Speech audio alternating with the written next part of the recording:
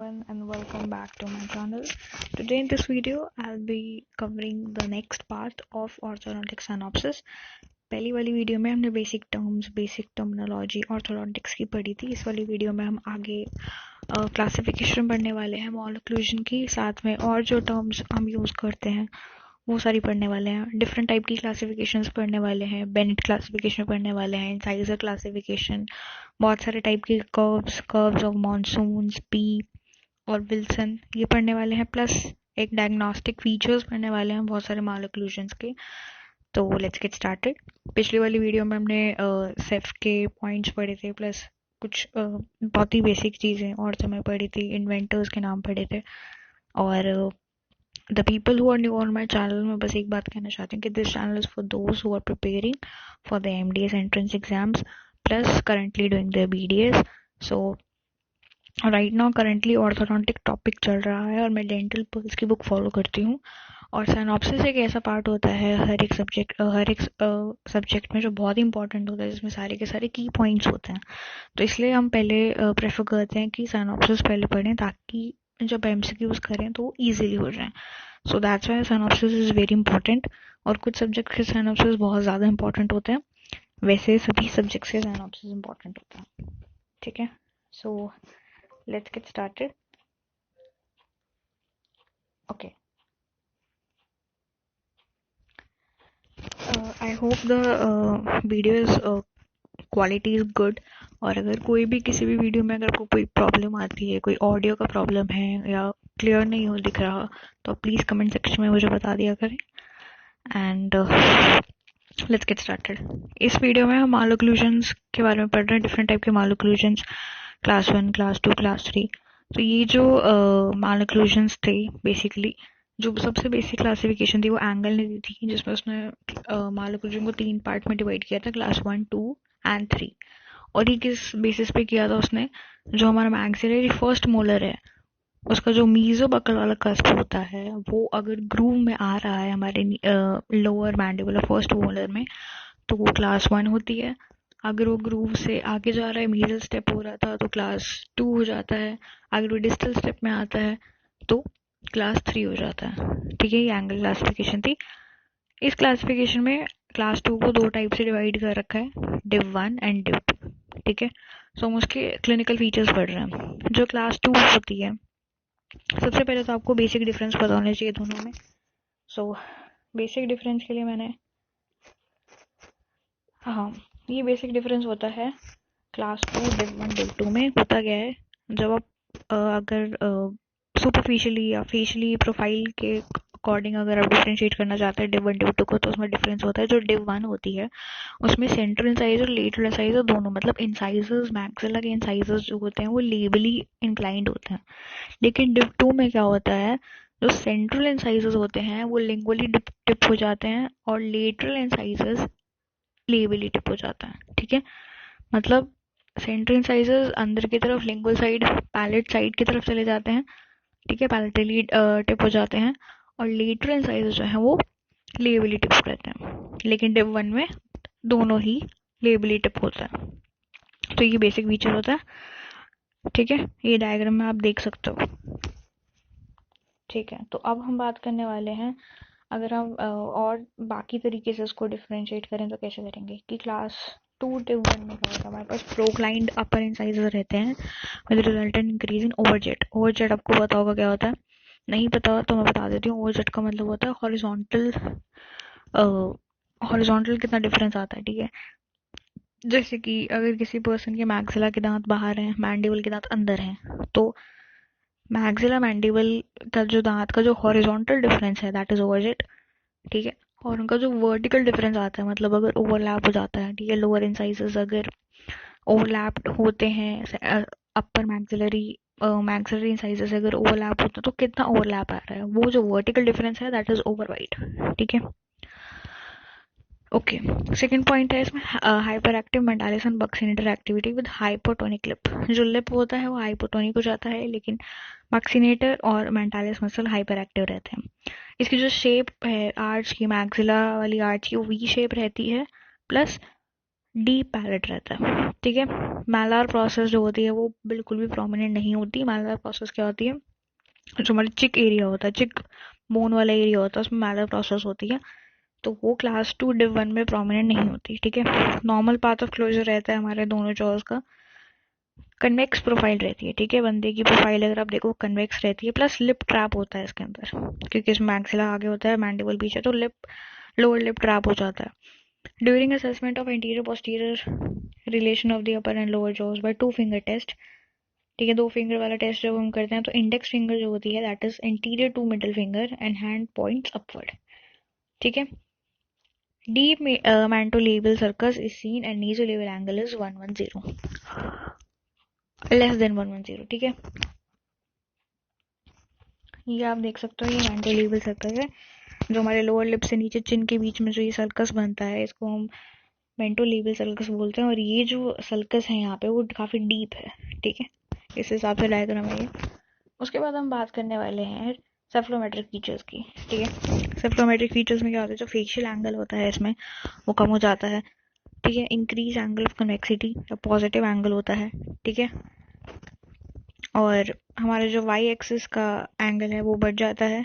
Inter incisor मतलब ऊपर नीचे जो उसके दोनों के इंसाइजर्स के बीच का जो एंगल होता है वो कम हो जाता है, यहाँ पे 135.4 डिग्री से कम रहता है। यहाँ पे एस एन ए बढ़ जाता है, ठीक है। एस एन ए कौन सा होता है, जो हमारी पॉइंट ए, मैक्सिला में जो पॉइंट ए होता है वो, और जो एस एन लाइन से बनता है, जो इंटरसेक्ट होगी होता है, एस एन ए एंगल होता है, वो बढ़ जाता है। लेकिन A and B angle, S and B angle कम हो जाता है, तो इसकी वजह से जो डिफरेंस रहता है उनका वो ज़्यादा आता है, ठीक है। तो ये हमारा क्लास 2 डिव 1 है। क्लास 2 डिव 2 में क्या होता है, presence of lingually inclined upper central incisors. यहाँ पे जो सेंट्रल इंसाइजेस है वो लिंगुअली इंक्लाइंड है, लेकिन लेबली टिप्ड अपर लेटर इंसाइजेस, ठीक है। डीप बाइट और close bite most consistent and damaging features.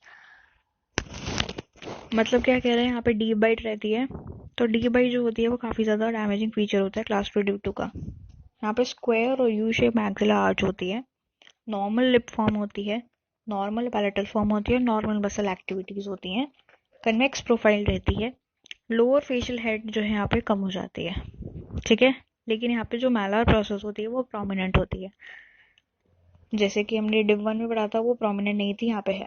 यहाँ पे बैकवर्ड पाथ ऑफ क्लोजर होता है, डिव 1 में कोई ऐसा नॉर्मल पाथ था, डिव 2 में बैकवर्ड पाथ ऑफ क्लोजर होता है due to excessive tipped central sizes.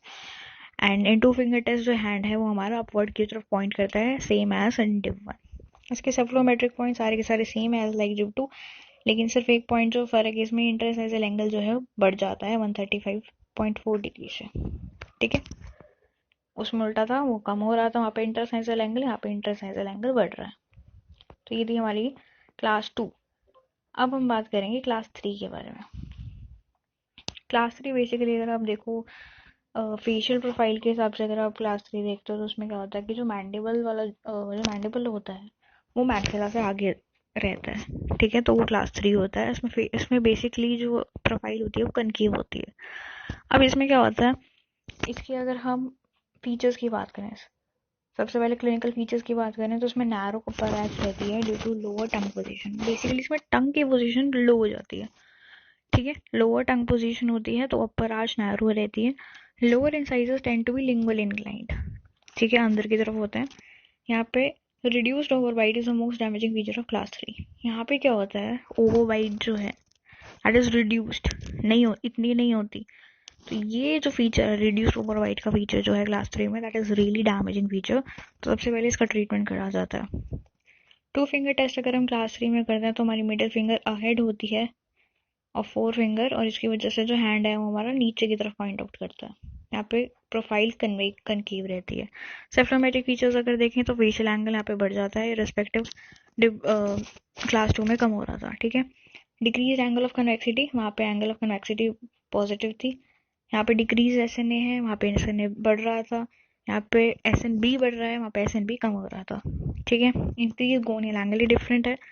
गोनियल angle यहाँ पे बढ़ रहा होता है। गोनियल एंगल हमारा जो रेमस में असेंडिंग, जो हमारा पोस्टीरियर बॉर्डर ऑफ रेमस होता है असेंडिंग, प्लस जो नीचे बेस होता है हमारे मैंडिबल का, उनके बीच का जो एंगल जो होता है गोनियल एंगल होता है वो बढ़ जाता है और positive A B plane angle होता है। Plus the angle of Y axis is smaller in class 3 patients than in class 2। मतलब बेसिकली जितने भी क्लास 2 के फीचर्स हैं उनसे अपोजिट हो रहा है क्लास 3 में। अब हमारे पास एक और क्लास रहती है जिसको हम क्लास 4 कहते हैं। क्लास 4 में बस फर्क क्या होता है कि इसमें दोनों साइड पे अलग अलग मायोक्लूजन होता है, एक साइड पे क्लास 2 और एक साइड पे क्लास 3। क्लास 1 बायमैक्सिलरी प्रोट्रूजन में क्या होता है, that is decreased interincisal angle is seen. दोनों जॉज में जो इंसाइजर के बीच एंगल है वो कम हो जाता है और यहाँ पे शैलो मेंटोलेबियल सर्कस होते हैं। मेंटोलेबियल सर्कस मैंने आपको बताया था, लोअर लिप से चिन के बीच का जो सर्कस है वो शैलो रह जाता है। तो ये फीचर्स क्लास 1 बायमैक्सिलरी प्रोट्रूजन के फीचर्स हैं। अब हम बात करेंगे ओपन बाइट और डीप बाइट के बारे में। एक नॉर्मल सी बात होती है, ओपन बाइट का मतलब क्या होता है, जब हमारे दोनों जॉज आपस में मिले, ठीक है, लिप्स वगैरह हमारे प्रॉपरली बंद ना हो, प्रॉपर क्लोज ना हो, बीच में अगर गैप रह जाता है, दैट इज ओपन बाइट। ठीक है। और डीप बाइट का मतलब क्या होता है कि जितनी नॉर्मल बाइट होनी चाहिए अगर उससे ज़्यादा बाइट हो रहा है, ठीक है, ओवरलैपिंग हो रही है अपर लोअर टीथ के बीच में, तो that is deep bite. Open bite के कॉजेज बहुत सारे होते हैं, बहुत सारी हमारी हैबिट्स होती हैं, जैसे कि थम सकिंग हैबिट होती है, अगर बच्चे बचपन में थम सकिंग करते हैं, टंग थ्रस्ट हैबिट होती है, तो इनकी वजह से ओपन बाइट का प्रॉब्लम होता है। इसके अंदर क्या होता है, increase lower interior facial height and decrease upper interior facial height. ऊपर वाला जो फेशियल हाइट है हमारा, अपर लिप से ऊपर वाला, वो कम हो जाता है और लोअर इंटीरियर फेशियल हाइट बढ़ जाता है। ठीक है, नीचे वाला हिस्सा बड़ा होता है ऊपर वाले से। पेशेंट में have a short upper lip with excessive maxillary incisor exposure. ठीक है, अगर आप देखोगे तो आपको ऐसा लगेगा कि उसके मैक्सिलास काफी ज्यादा एक्सपोज्ड हैं, उसका अपर लिप छोटा है। Increase gonial angle with marked antegonial notch. Antegonial notch कुछ ऐसी दिखती है एनाटॉमी में, अगर आप देखो तो गोनियल एंगल के साइड में नॉच सी बनी रहती है, तो वो काफी प्रोमिनेंट दिखाई देती है इसमें, प्लस गोनियल एंगल बढ़ जाता है। यहाँ पे जो मैंडिबल है वो काफी शॉर्ट रहता है और इंक्रीज मैंडिबुलर प्लेन एंगल होता है with vertical growth pattern, fish mouth appearance दिखाई देती है। तो ये सारे के सारे फीचर्स हमारे हैं ओपन बाइट के। डी बाइट में क्या होता है, most of the horizontal plane जैसे कि मैंडिबुलर प्लेन है, फिच प्लेन, एसएन प्लेन, ये सभी के सभी पैरेलल हो जाते हैं टू ईच अदर। तो ये मेन फीचर है हमारा डी बाइट का। Decrease mandibular plane angle. Open bite deep bite में फर्क क्या होता है कि डी बाइट में मैंडिबुलर प्लेन एंगल कम हो जाता है, ठीक है, और इसमें हॉरिजॉन्टल ग्रोथ पैटर्न होता है, लेकिन ओपन बाइट में वर्टिकल ग्रोथ पैटर्न था। डी बाइट में रिड्यूस्ड इंटीरियर फेशियल हाइट होती है, पूरी ही हाइट कम होती है।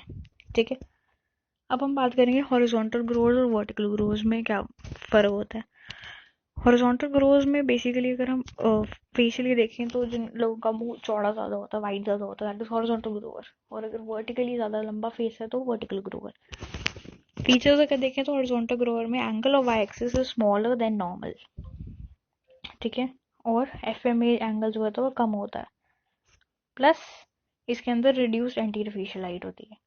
लेकिन वही बात अगर हम वर्टिकल ग्रोथ की करें तो हमारी एंटीरियर फेशियल हाइट बड़ी होती है, हाई एफएमए होता है और angle of Y axis is greater than normal.